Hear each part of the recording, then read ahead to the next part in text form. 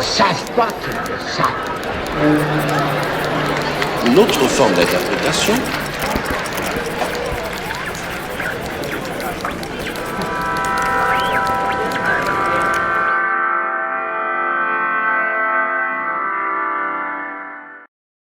Ideias linguísticas. Sylvain Auroux define como objeto da história das ideias linguísticas o conhecimento produzido sobre a linguagem e as línguas, em especial, aquele que designa como conhecimento metalinguístico. Assim, de acordo com o autor, na nomeação desse campo, o substantivo ideias refere-se aos saberes produzidos sobre a linguagem e representados, construídos e manipulados enquanto tais por meio de uma metalinguagem. Já o adjetivo linguístico a ele articulado é empregado, conforme o autor, em sentido lato, como concernente à linguagem. Também nessa linha, Colombat, Fournier e Puech ressalto ainda que o termo ideias é preferível a teorias, por ter significação mais abrangente, englobando, por exemplo, além das teorias, os conceitos, os procedimentos, as técnicas, as regras, a constituição do exemplário, etc.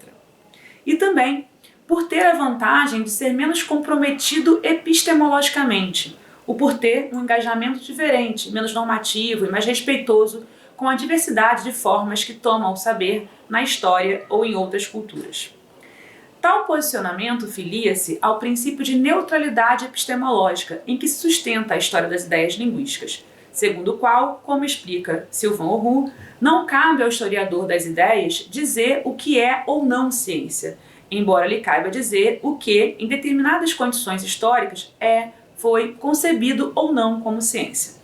Daí essa se constituir, na metalinguagem desse campo de estudo, tão somente como uma palavra descritiva. Ainda de acordo com o autor, ideias linguísticas, enquanto representações de fenômenos linguísticos, são externalizadas em objetos empíricos, como as gramáticas, os dicionários, os livros didáticos, entre outros. É, pois, a esses objetos que documentam saberes sobre as línguas e a linguagem, a metalinguagem, aos quais o historiador das ideias linguísticas tem acesso para construir a sua representação da história, ou de uma certa história, do conhecimento linguístico-gramatical, donde a consideração de que algumas representações podem ser melhores do que outras e que todas são necessariamente parciais. Filiando-se à proposta de Auroux, Christian Puech explica que as ideias linguísticas são duplamente históricas, porque não são apenas produzidas no tempo, mas também produzem a sua temporalidade. Eis então, conforme Horta Nunes, o lugar de encontro entre a história das ideias linguísticas e a análise de discurso materialista, a saber, a visão histórica da ciência e, particularmente, do que chamamos ciência da linguagem, compartilhada por ambas as teorias. Desse modo, se o objeto do analista do discurso é o discurso, as ideias linguísticas, à luz da perspectiva discursiva da história das ideias linguísticas, são, desse lugar, o que tenho proposto chamar de discursos sobre metalinguagem, isto é, sobre língua, sobre linguagem e também sobre metalinguagem. Nesse sentido, pensar a dupla relação entre história e discurso, no que respeita às ideias linguísticas, implica considerar, como nos ensina Emile Orlandi, que o discurso é histórico, porque se produz em condições determinadas e projeta-se no futuro. Mas também é histórico, porque cria tradição, passado, influencia novos acontecimentos.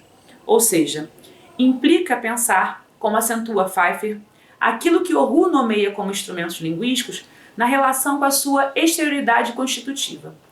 E justamente por isso, como tenho proposto, enquanto formas materiais nas quais se inscrevem discursos sobre língua, linguagem e metalinguagem.